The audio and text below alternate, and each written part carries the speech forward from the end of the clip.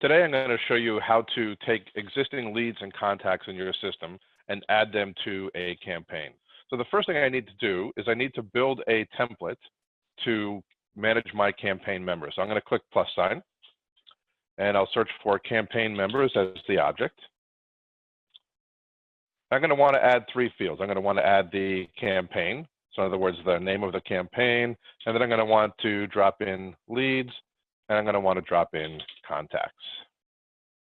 And I'll go ahead and click on next, and I'll give this a name. And I'll go ahead and load that template. Now next, I want to bring in my contacts and my leads. So I already have a lead template and a contact template loaded. And I've created a filter where the lead source is equal to web because those are the leads and contacts that I want to download. So first, let's download our contacts. And next, let's download our leads. Same filter.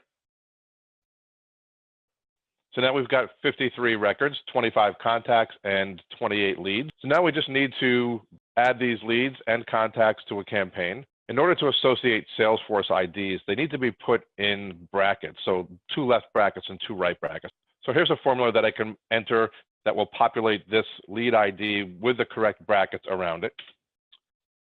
Do the same thing for contacts. We're just going to insert a column, and we'll use the exact same formula. Now let's go back to our campaign, and let's kind of stretch out the columns a little bit. The first thing we need to do is decide which campaign we're going to associate this with. I can view campaign values here, and I can see a list of the campaigns, and I want to add these leads and contacts to the web lead campaign. I'm going to come over now, and I'm going to grab the leads that I need.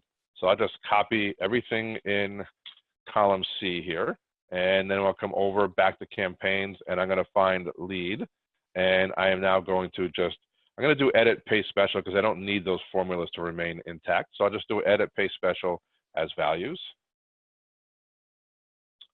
And then we're going to do the same thing for contacts. So we're just going to grab those contact IDs. And we're going to go to the end of the table, and we're going to do a paste special again, and we'll add these as values. And I do need to drop my campaign name all the way to the bottom of the spreadsheet. I can just double click with Excel to get that information there. So that's all I need to add my contacts and leads to this campaign. So I'm going to go ahead now and just click on update, and I'm going to choose all rows. And then you'll see in just a second or so that we're going to be uploading those 53 records and associating them with a campaign. And then here's the unique campaign member ID that's allocated for each one of those leads and contacts. And we can come back over to Salesforce. And when I refresh this screen, we should now see that we have 53 members in the campaign. And here we are. There's all 53 members, contacts, and leads.